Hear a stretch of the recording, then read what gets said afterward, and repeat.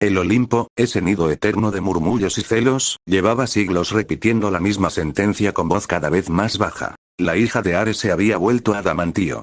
No metáfora, no exageración poética. Adamantío puro, ese mismo metal con el que los cíclopes forjaban las cadenas que ni los titanes podían romper. Después del castigo eterno de Caelos y Lira, Marinette dejó de descender al mundo mortal por capricho, por curiosidad o por aburrimiento, como hacían los demás dioses cuando el néctar se volvía insípido. Ella ya no buscaba distracciones. Buscaba carnicerías dignas. Aparecía únicamente donde la matanza prometía gloria, donde la estrategia transformaba ríos en arterias abiertas y ejércitos enteros en polvo arrastrado por el viento. Su risa, esa risa baja y peligrosa que alguna vez había hecho temblar a sátiros y poetas, se había extinguido. En su lugar quedaba solo el silbido limpio de su espada al cortar el aire y el trueno seco de su capa carmesí cuando aterrizaba sobre los campos. Los soldados, antes de morir, juraban haber visto el cabello negro de la diosa flotar como si tuviera vida propia, agitado por vientos que no soplaban para nadie más. Sus ojos, dos esquirlas de hielo azul, no parpadeaban ante la sangre. Nunca lo habían hecho. Pero los mortales, en esa arrogancia eterna que los dioses encuentran tan entretenida como cansina, jamás aprenden la única lección que importa. No se corteja a la guerra. La guerra corteja, devora, y luego olvida. La guerra de las sombras eternas estalló en las tierras ásperas de Macedonia, mucho antes de que un muchacho llamado Alejandro soñara con conquistar el mundo. Un rey ambicioso de nombre Filipo, no aquel padre del conquistador, sino un ancestro olvidado por todas las crónicas excepto las que escriben las moiras en hilos de sangre, se atrevió a invocar a las Queres. Las diosas de la muerte violenta, esas criaturas de garras heladas y bocas hambrientas, descendieron sobre el campo como una bandada de cuervos negros del tamaño de caballos. Arrancaban almas todavía calientes de los pechos abiertos y las devoraban antes de que tocaran el suelo. El caos se extendió como aceite ardiendo. Ares, complacido, envió a su hija para supervisar la cosecha. Marinette llegó al frente como llega una tormenta que ha decidido el final de la guerra antes de empezarla. Armadura negra de placas finísimas que parecían absorber la luz de la luna y, al mismo tiempo, devolverla multiplicada en destellos plateados. Hombreras altas y angulosas, pectoral pulido con un escote audaz donde se hundía una gema roja como gota de sangre coagulada. Capa carmesí ondeando, larguísima, que arrastraba el polvo y lo convertía en niebla escarlata a su paso. Espada en mano, una hoja larga y estrecha grabada con runas que ningún herrero mortal sabría leer. Los ejércitos se detuvieron al verla. Hubo un segundo, uno solo, en el que dos bandos enemigos compartieron el mismo silencio reverente. Incluso las Queres, que no temían a nada, retrocedieron un paso y bajaron sus garras manchadas. Reconocían a su señora superior. Marinette les dedicó una mirada que era más orden que palabra. Continúen. Y continuaron. Fue entre esos hombres reducidos a hormigas armadas donde surgió Demetrios, capitán macedonio de 25 años, hijo de un terrateniente sin importancia y de una madre que había muerto rogando que el muchacho no se enamorara de la espada. Era apuesto de esa manera peligrosa que solo tienen los hombres que se saben apuestos. Alto, cabello negro recogido con una tira de cuero, ojos verdes que parecían arder con una mezcla insoportable de ambición y deseo. Su armadura, de bronce pulido con detalles rojos, llevaba marcas de 100 combates, y su yelmo lucía una cresta de crin teñida de carmesí, imitación deliberada y arrogante de la capa de la diosa. Había matado a 100 hombres en una sola carga durante la batalla del río Estrimón, y su nombre ya se cantaba en las tabernas desde Pela hasta Tracia. Pero el verdadero sueño de Demetrios no era ver a Filipo coronado emperador del mundo conocido. Su verdadero sueño, el que susurraba en la oscuridad de su tienda cuando los demás dormían, era conquistar a la diosa misma. No adorarla. No servirla. Poseerla. Convertirse en el único nombre mortal escrito en el corazón de Adamantío. La vio descender por primera vez y no sintió miedo. Sintió hambre. Y Marinette, que llevaba siglos leyendo hombres como otros leen entrañas, lo notó al instante. Lo registró. No le dio importancia. Aún. Durante las semanas siguientes, mientras la diosa dirigía formaciones imposibles, haciendo que falanges enteras se cerraran como mandíbulas de acero sobre los flancos enemigos, atrayendo regimientos completos hacia trampas donde las Queres devoraban a los rezagados con festín gozoso, Demetrios la seguía. No como un guerrero común. Como un pretendiente. Comenzó a dejar ofrendas en un altar improvisado que él mismo había levantado con piedras manchadas. cabezas de generales enemigos colocadas con respeto casi tierno, escudos enemigos grabados con escenas de su propia gloria personal, copas de vino mezclado con la sangre fresca de sus víctimas. Cada ofrenda era una declaración. Cada declaración era una insolencia. Por las noches, cuando Marinette observaba el campo desde una colina porque el panorama de la matanza la calmaba como a otros los calma el mar, Demetrios subía. Sin pedir permiso. Sin temblar. Diosa de la victoria, dijo una de esas noches, arrodillándose pero sin bajar los ojos, como solo se atreven a hacer los hombres que han decidido morir hermosamente. Tu belleza eclipsa a Afrodita. Tu fuerza humilla a tu propio padre. Déjame ser tu campeón. Déjame demostrarte que un mortal puede igualarte en la guerra, y en todo lo demás. Marinette lo miró sin mover la cabeza, solo deslizando los ojos azules hacia él, como quien observa a un cachorro que ladra con demasiada confianza al borde del precipicio. Sus labios, pintados por la naturaleza con un tono más oscuro que el rosa de los mortales, se curvaron en una sonrisa mínima. No de afecto. De diversión fría, la misma con que un niño mira a una hormiga arrastrar una hoja 10 veces más grande que ella. Eres valiente, Demetrios. O estúpido. Pocas veces logro distinguir entre ambas cosas, y la verdad es que las dos me entretienen por igual. Pero te confundes en algo importante, mortal. Aquí su voz bajó un tono, más íntima, más peligrosa. Mi atención no es interés. Es paciencia. Y la paciencia divina, cuando se agota, no se rompe en gritos. Se rompe en cenizas. Sigue matando en mi nombre. Eso es todo lo que quiero de ti. Él debió haberse retirado. Cualquier hombre con 2 dedos de frente habría besado el suelo donde ella pisó y huido a fundirse en el anonimato del ejército. Pero Demetrios era de esos que escuchan una advertencia divina y entienden invitación. En cada batalla luchaba más cerca de ella, interponiéndose ante flechas que jamás habrían tocado la piel inmortal, gritando su nombre como si fuera un himno escrito por él mismo. Los soldados murmuraban junto a las hogueras. Demetrios corteja a la diosa. Quizás logre lo imposible. Quizás ella ceda. Marinette escuchaba esos murmullos también. Le hacían gracia. Un tipo de gracia muy específica, la que precede a una decisión. La noche llegó tras una victoria aplastante donde los enemigos fueron masacrados hasta el último portaestandarte. Demetrios encontró a la diosa sola en una tienda capturada al general enemigo, una tienda enorme de seda púrpura cuyas paredes aún olían al perfume del muerto. La luz de las antorchas bailaba sobre la armadura de Marinette, sacando reflejos rojos del pectoral, sombras profundas del cuello, brillos plateados de las hombreras. Ella estaba de pie junto a una mesa cubierta de mapas, anotando algo con la punta de una daga sobre cera caliente. Ni siquiera levantó la mirada cuando él entró sin permiso, quitándose el yelmo con un gesto teatral, el cabello negro pegado a la frente por el sudor y la sangre de otros. Marinette, dijo, usando su nombre sin título por primera vez, saboreando cada sílaba como si fueran suyas. Ella sí levantó la mirada entonces. Lentamente. Mírame, continuó él, con la voz ronca de quien lleva semanas ensayando ese momento. No soy Taelos. No soy una mascota suplicante. Soy un hombre que te ama como ningún dios podría amarte, porque los dioses no entienden el peso de morir, y yo sí. Cada día que te sigo en batalla, elijo morir por ti. Déjame ser tu igual. La palabra cayó sobre la mesa como una moneda falsa. Marinette dejó la daga. Se enderezó. Y durante un instante eterno, pareció considerarlo. Sus ojos recorrieron al mortal con minuciosidad casi científica. El pecho fuerte marcado por cicatrices viejas y nuevas, los brazos vibrantes de vida limitada, la mandíbula tensa, los labios entreabiertos por la respiración acelerada. Lo miró como otros dioses miraban estatuas. Como un coleccionista evalúa una pieza menor antes de decidir si merece ser destruida o exhibida. Luego rió. Una risa baja, breve, sin pizca de calidez. Una risa que en cualquier lengua del mundo conocido habría significado lo mismo. Qué tierno, igual, repitió, como si la palabra le supiera amarga. Mortal, escúchame bien porque no lo diré 2 veces. Tú eres carne que sangra. Yo soy la guerra que perdura.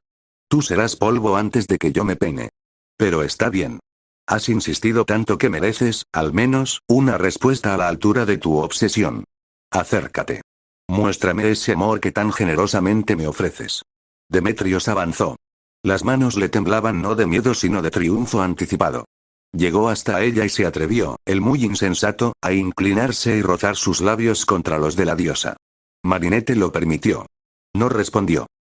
le dirían después los pocos sobrevivientes que escucharían la historia, como besar el filo frío de una espada recién forjada. Cuando él intentó deslizar las manos hacia las correas de la armadura, ella lo detuvo con un solo dedo apoyado contra su pecho. Un dedo. Y Demetrios se quedó tan inmóvil como si una columna del Olimpo hubiera caído sobre él. No, dijo ella, casi con suavidad, casi con dulzura. No eres digno ni siquiera de tocar el guantelete que cubre mi piel. Con un gesto preciso, divino, sin esfuerzo aparente, lo empujó al suelo. No fue fuerza bruta. Fue gravedad redirigida. Demetrios cayó de rodillas, jadeando, y por primera vez en su vida sintió algo parecido al miedo verdadero, ese miedo antiguo que los hombres heredaron del primer humano que vio un rayo caer demasiado cerca. Te daré, sin embargo, lo que pediste, continuó Marinette, rodeándolo con pasos lentos, la capa carmesí arrastrándose tras ella como un río de sangre disciplinado. Querías ser mi campeón. Serás mi campeón. Para siempre. Levantó la espada y trazó un corte en el aire, exactamente sobre el corazón del mortal arrodillado. No lo hirió. La hoja no tocó la piel. Pero en el alma de Demetrios algo se grabó como hierro al rojo vivo sobre cuero crudo. Eterno servidor de la ira desde ese instante, el macedonio no pudo morir en batalla. Cada herida que recibía se cerraba al segundo, como si el tiempo retrocediera solo para él. Cada enemigo que mataba transfería una pizca de su fuerza vital a su cuerpo. Se volvió invencible. Pero solo para servirla. Solo para luchar y luchar y luchar sin descanso, sin tregua, sin sueño, sin esperanza de paz. En las batallas siguientes peleó como un demonio liberado de los abismos del Tártaro. Mataba sin descanso, gritando el nombre de Marinette hasta que la voz se le rompía y volvía a sanar y volvía a romperse. Pero cada victoria lo agotaba más profundo, en lugares del alma que ni los dioses suelen mirar. No podía dormir. Cerrar los ojos era oír el eco de la risa fría que lo había condenado. No podía amar a nadie más. Las pocas mujeres que se le acercaban veían en sus ojos verdes algo tan apagado que retrocedían sin saber por qué. Su cuerpo era una máquina de guerra eterna. Su mente, un eco interminable de aquel no eres digno. Los soldados lo temían. Los enemigos contaban historias sobre él para asustar a los reclutas. Y él, en lo más profundo, solo deseaba morir. Pero no podía. Al final de la guerra, cuando Macedonia quedó victoriosa y las Queres se retiraron al inframundo saciadas de almas, Marinette descendió al campo cubierto de cadáveres donde Demetrios la esperaba, todavía de pie entre los muertos que él mismo había multiplicado. «Has servido bien, campeón», dijo ella, con la voz neutra de quien despide a un sirviente que ha cumplido su contrato. «Pero ya no me entretienes». Y con un chasquido de los dedos enguantados, ese gesto tan pequeño, tan doméstico, casi cruel por su simpleza, rompió la marca. Demetrios cayó al suelo, exhausto, completamente mortal de nuevo. Y entonces el tiempo, que tantos años había mantenido a raya por orden divina, se cobró todo de golpe. Envejeció décadas en segundos. El cabello negro se llenó de blanco como nieve cayendo sobre carbón. La piel se arrugó como pergamino abandonado al sol. Los ojos verdes, antaño tan llenos de ambición arrogante, se hundieron en cuencas grises y vacías. Murió allí mismo, solo, entre los muertos que su deseo había creado, con el nombre de la diosa todavía aleteando en una lengua que ya no obedecía. Marinette ni siquiera miró el cuerpo. Se dio la vuelta, la capa ondeando, y ascendió al cielo en un torbellino de fuego rojo. Mientras subía, alguien que la observara con suficiente atención, y nadie lo hacía nunca, habría notado algo en sus labios. No una sonrisa. Algo más raro. Un leve gesto de aburrimiento. Como si todo aquello, desde la primera ofrenda hasta el último envejecimiento, hubiera sido apenas un divertimento de tarde lluviosa. Porque ningún mortal la conquistaría. Ninguno la haría débil. Ella era la ira que supera al caos, y los hombres no eran más que sombras que se desvanecían bajo su luz. Tras las sombras que Demetrios dejó pudriéndose en el polvo de Macedonia, Marinette se retiró al silencio profundo de su templo fortaleza, una construcción imposible levantada en las cimas más nevadas del Olimpo, donde ni Ares ni Atenea se atrevían a entrar sin invitación expresa grabada en bronce. La guerra seguía siendo su aliento, su pulso, la cadencia con que medía los siglos. Pero algo nuevo, sutil, había despertado dentro de ella durante esos meses macedonios. No debilidad. Nunca debilidad. Tampoco anhelo mortal, esa enfermedad ridícula que afectaba a tantos olímpicos. Era otra cosa. Un interés frío y posesivo, como cuando un coleccionista ve, en mitad de un campo de batalla cubierto de chatarra, una joya brillando entre la sangre y decide, con calma absoluta, que esa joya le pertenecerá. La joya tenía nombre: Lyrae. Hija de Afrodita y de un rey mortal de Chipre que, en un acto poco original, había muerto literalmente de amor por la diosa pocos días después de engendrar a la niña. Semidiosa de sangre dorada, Lyrae había crecido entre rosas, vientos cálidos y miradas reverentes. Tenía el cabello del color exacto de los atardeceres de finales de verano, esa tonalidad dorada con vetas cobrizas que ningún tinte mortal ha logrado imitar. Su piel brillaba como el interior de las perlas cuando se rompen bajo la luna, y sus ojos verdes, profundos como el mar de Citera, podían hacer que los hombres olvidaran sus propios nombres al primer pestañeo. No era guerrera. Era gracia hecha carne. Bailaba en los festivales de Afrodita con los pies descalzos sobre pétalos, servía vino en copas de oro a los huéspedes de su madre, y su risa, aguda y musical, era capaz de calmar incluso las pequeñas tormentas que los dioses menores soltaban por aburrimiento. Pero bajo esa superficie de seda y miel latía un fuego heredado, sutil pero firme, el deseo de ser deseada. No deseo de amar, sino de ser amada con tanta intensidad que el amor mismo se convirtiera en cadena. Algunos lo habrían llamado vanidad. Afrodita lo llamaba potencial. Marinette lo llamaría, en su momento, utilidad. Se vieron por primera vez durante una tregua breve en la Guerra de las Sombras, cuando las facciones humanas, agotadas, pidieron a los dioses una pausa para enterrar a sus muertos antes de que las miasmas envenenaran los ríos. Afrodita, en uno de esos gestos diplomáticos con los que disimulaba su falta de interés por la política, envió a Lyrae como embajadora de paz, con una corona de rosas blancas y una copa de néctar para sellar el tratado simbólico. Lyrae se inclinó ante Marinette con una elegancia tan natural que parecía coreografiada por el viento mismo, ofreciéndole la copa con manos suaves, pálidas, perfectas. Y Marinette sintió algo que no era amor. Era reconocimiento.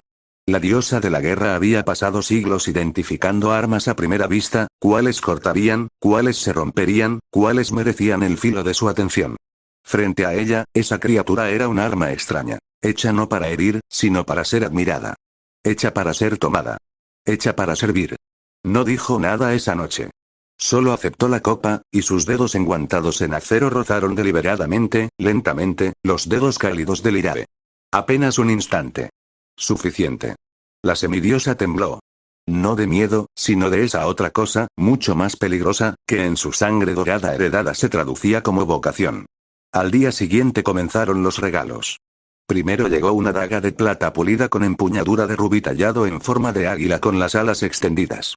Venía acompañada de una tableta de oro fino con 6 palabras grabadas a punta de espada. Para que recuerdes que la guerra puede ser hermosa, firmada con una sola letra, M. Y un sello que no era de cera sino de sangre fresca, todavía caliente cuando Lyrae la recibió. Luego, días después, un brazalete de oro negro con cadenas finísimas que tintineaban al moverse como espadas chocando en la distancia.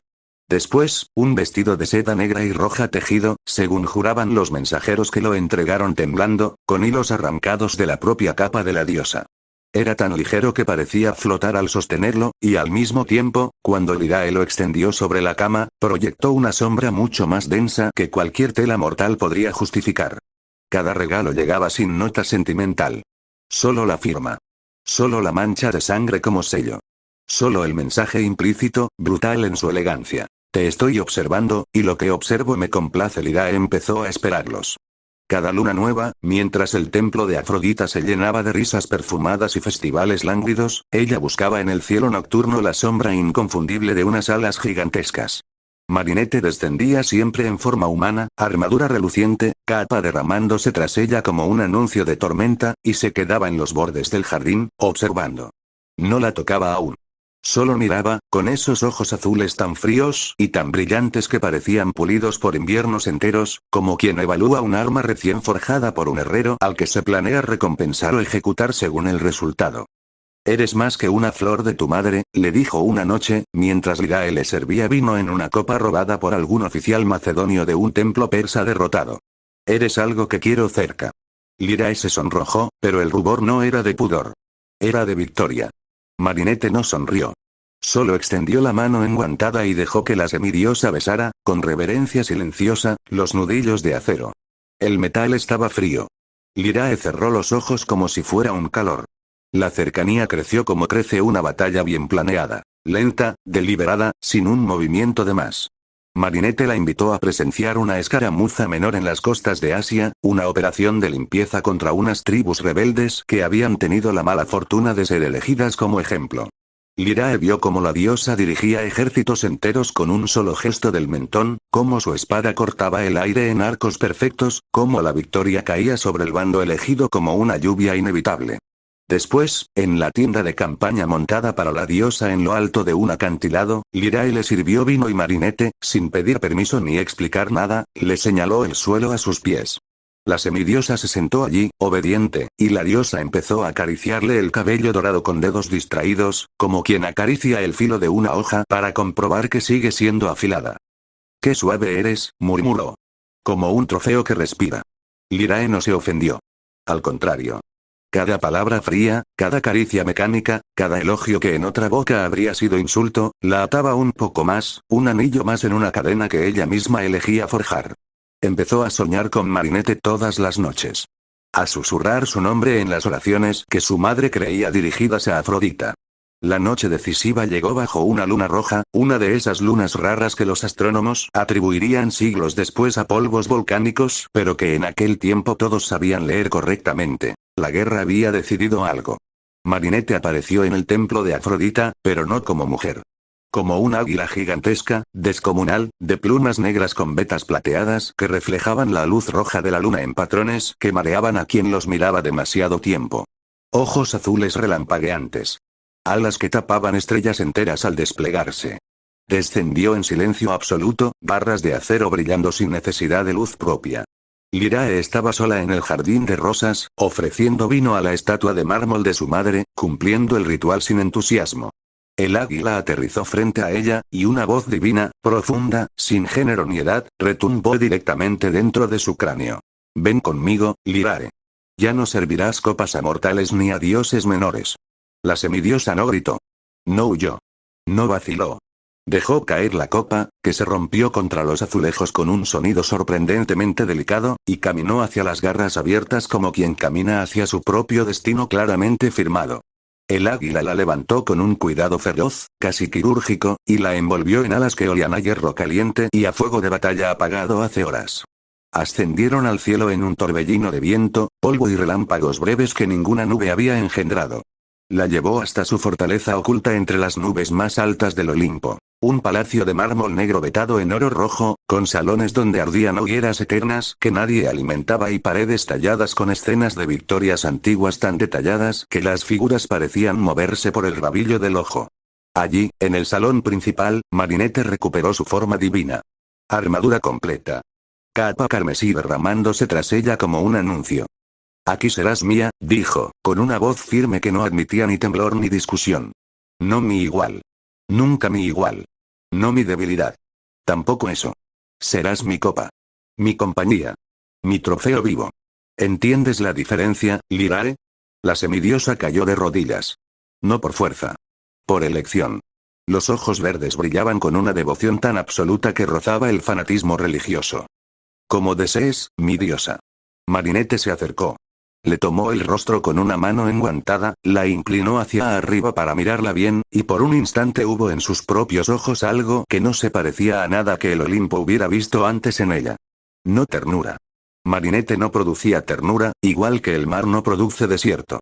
Pero sí algo, cercano a la satisfacción del coleccionista que finalmente cierra la vitrina con la pieza dentro. Con un gesto de su mano divina, derramó una gota de su propio icor, oro líquido, espeso, ardiente, dentro de una copa que apareció de la nada. «Bebe». Lyrae bebió sin preguntar. Su cuerpo brilló desde dentro, como una linterna encendida de pronto.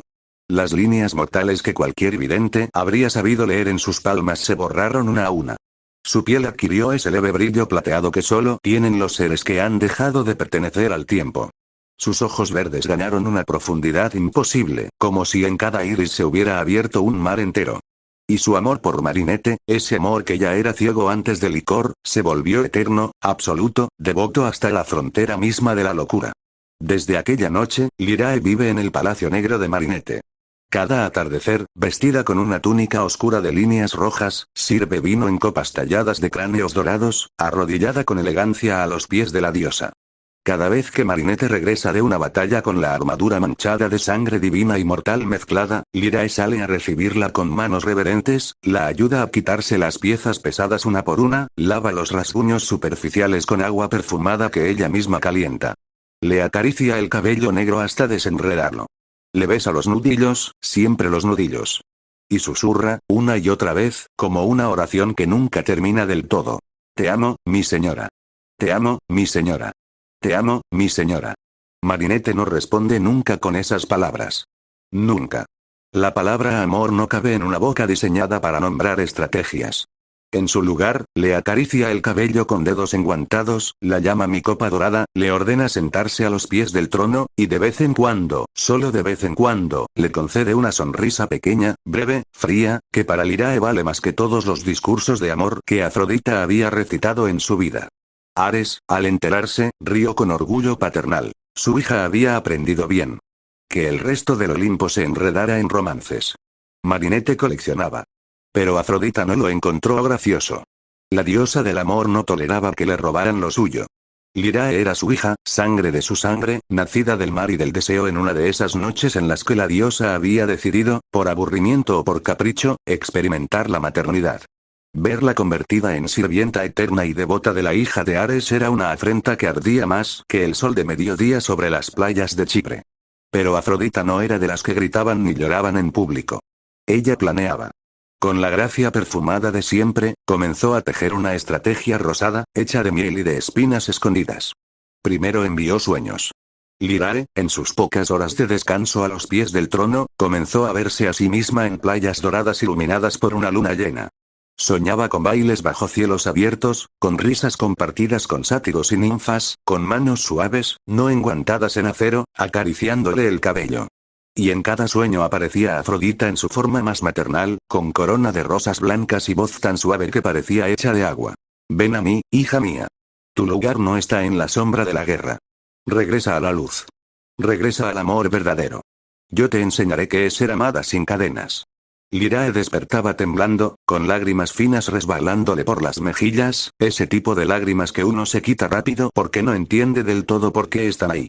Cada vez que intentaba mencionar los sueños, Marinette lo notaba al instante. La diosa de la guerra no necesitaba palabras. Leía el alma como leía los campos de batalla, identificando puntos débiles, posiciones expuestas, tropas en retirada. Una noche, mientras Lyrae le servía vino con manos un poco más temblorosas de lo habitual, Marinette le tomó la barbilla con dedos de acero. Sin violencia. Pero sin opción a moverse. ¿Sueñas con ella? Lyrae bajó la mirada, devota y al mismo tiempo culpable, una combinación que Marinette encontró fascinante. Solo, recuerdos, mi señora. Nada más. Marinette sonrió apenas. No con calidez. Con posesión pura, química, casi alegre. No temas. Nadie te quitará de mí. Nadie. Afrodita, impaciente, decidió que las sutilezas no estaban funcionando. Si los sueños habían fracasado, ella misma se presentaría. Una diosa olímpica de su rango no necesitaba pedir audiencia ni anunciarse. Descendió al palacio negro de Marinette en una nube de pétalos rosados y de perfume tan denso que las hogueras eternas de los salones tartamudearon al sentirlo. Vestía una túnica de seda blanca que flotaba sin necesidad de viento, el cabello dorado le caía hasta las caderas en ondas perfectas, y sus ojos del color exacto del mar en calma tormentosa brillaban con una furia tan disfrazada de dulzura que solo otra diosa habría podido detectarla. Llevaba un collar de perlas que emitían luz propia y un cetro de oro rematado en una rosa eterna que nunca se marchitaba ni siquiera bajo el aliento de las furias.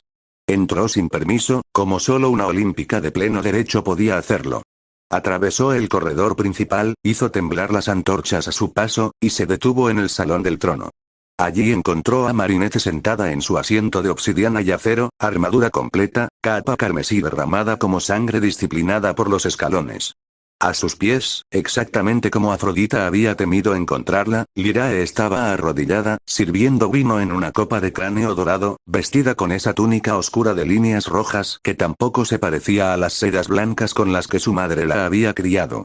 Afrodita miró a su hija con ojos repletos de una ternura ensayada con precisión teatral. Lyrae. Ven a mí. Tu madre te llama. Lyrae vaciló.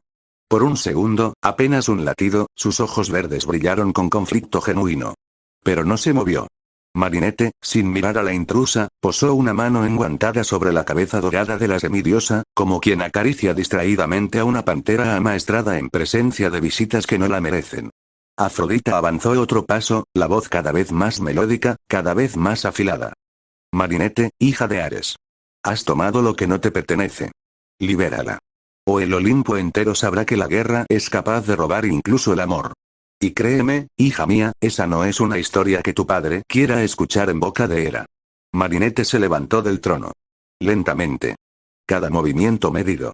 Su presencia llenó el salón como una tormenta que acaba de decidir cuántos árboles arrancará. Los ojos azules brillaban con hielo puro, una clase de hielo que jamás se derrite ni siquiera bajo el verano. Yo no robo, Afrodita. La voz era baja, casi suave, lo cual la hacía peor. Yo conquisto. Y tu hija eligió ser conquistada. Si no me crees, pregúntale. Tendrás esa cortesía, al menos. Afrodita se volvió hacia Lyrae con una sonrisa de madre paciente. Lyrae. ¿Es esto lo que quieres, en verdad? ¿Ser una mascota de armadura ajena?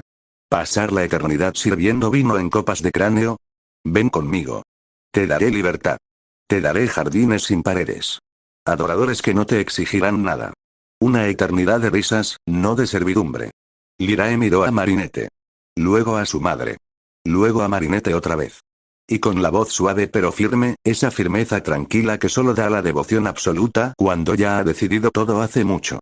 Mi lugar es aquí, madre. Sirvo a mi diosa. La amo. No quiero libertad. Quiero ser suya. Afrodita palideció. Palideció de verdad, una palidez de mármol roto. La ira del amor herido brotó como una rosa con espinas de fuego, y por primera vez en mucho tiempo, la diosa más bella del Olimpo perdió la compostura. Extendió la mano hacia su hija e invocó su poder más antiguo y más temido. Una oleada de deseo irresistible, ese hechizo que había doblegado a Zeus, a Hefesto, a Adonis, a media humanidad y a 3/4 partes de los dioses menores. El aire se llenó de perfume embriagador. Rosas vivas brotaron del suelo de mármol negro abriendo grietas. El hechizo se dirigió, certero, directo al pecho de Lyrae para arrancarla del influjo de Marinette y devolverla al regazo materno. Pero Marinette fue más rápida. Siempre lo era. Con un rugido que sacudió las columnas del palacio y apagó por un instante las hogueras eternas, se transformó en su forma de águila gigantesca, plumas negras vetadas de plata, alas tan extensas que ocuparon de pared a pared el salón del trono, garras como espadas curvas recién afiladas. Descendió sobre Afrodita no para matarla, los dioses no se matan así de fácil entre ellos, y Marinette lo sabía mejor que nadie, sino para dominarla. Para humillarla.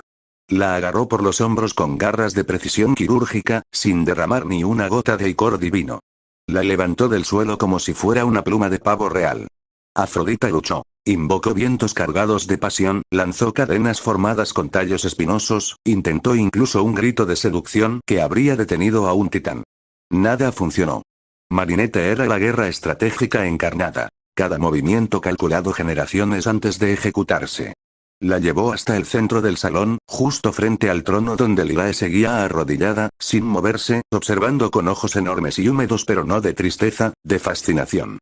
Allí, con un solo pensamiento divino, Marinette invocó su dominio doble. Furia controlada, mezclada con gloria en la derrota del enemigo no la mató. La obligó a arrodillarse. Las rosas que la propia Afrodita había hecho brotar se retorcieron contra ella, convirtiéndose en espinas negras que se clavaron en su piel perfecta. No profundo. Solo lo suficiente para dibujar líneas finas de sangre dorada por sus brazos, su cuello, su clavícula. El perfume embriagador se agrió en el aire, transformándose en un olor a vinagre mezclado con miel rancia. La túnica blanca se tiñó de un rojo oscuro que se extendió por la seda como una mancha de tinta sobre nieve. El collar de perlas se apagó una a una, como velas siendo sopladas por dedos invisibles. Marinette recuperó su forma humana sin prisa, casi sin esfuerzo, y se quedó de pie torreando sobre la diosa del amor arrodillada en su propio salón. La capa carmesí caía detrás de ella como un telón antes de un veredicto. «Esto es tu castigo, Afrodita», dijo, voz tranquila, casi conversacional. «Vas a sentir, durante un instante, lo que es ser rechazada. Tú, que has reducido reyes a ruinas con una sola sonrisa, sabrás por una vez qué se siente cuando la belleza no doblega a todos. Tu amor no conquista a quien ya ha sido conquistada por la guerra. Y tu hija, querida Afrodita, ya bebió mi licor. No es tuya. Ya no. Con un gesto preciso, las espinas se retiraron de la piel dorada. Pero no se llevaron consigo las marcas. Quedaron cicatrices plateadas, finas como hilos de luna, que adornarían la piel inmortal de Afrodita durante siglos, recordatorio permanente, visible para cualquier dios atento, de que incluso la belleza más absoluta del Olimpo había sido humillada por la ira más estratégica. Afrodita se levantó, temblando de furia contenida, sin atreverse a contraatacar porque sabía, con esa lucidez que solo da la derrota total, que cualquier movimiento adicional terminaría peor. Miró a Lirae una última vez. Su hija solo tenía ojos para Marinette. Lirae se levantó apenas lo necesario para servirle otra copa de vino a la diosa, arrodillándose después con la elegancia de siempre, devota y completa. Esto no termina aquí, susurró Afrodita, con la voz rota por primera vez en milenios. Marinette sonrió. Fría, breve, casi educada. Terminó cuando ella bebió mi sangre. Vete, Afrodita. Y no regreses sin permiso. La próxima vez no usaré tus propias rosas. Usaré algo más creativo. La diosa del amor desapareció en una nube de pétalos marchitos que se deshicieron en cenizas antes de tocar el suelo. Desde aquel día, Lirae sirvió aún más cerca de su diosa. Cada noche, después de que las antorchas se apagaban casi del todo y solo quedaba el resplandor rojizo de las brasas eternas, ella besaba las manos de Marinette y susurraba. Gracias por protegerme, mi señora. Nadie me separará de ti. Nadie nunca. Marinette no respondía con palabras de amor. No las tenía. No las usaba.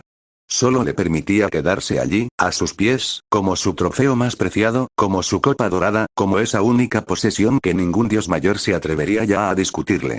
Y en el Olimpo, durante las cenas largas donde los dioses hablaban en susurros entre copa y copa, comenzó a circular una verdad nueva, una verdad incómoda para muchos. La hija de Ares había doblegado incluso a Afrodita sin derramar una gota de sangre verdadera.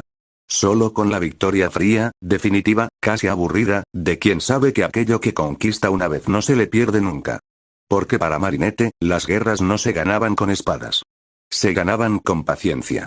Y ella tenía toda la eternidad para esperar.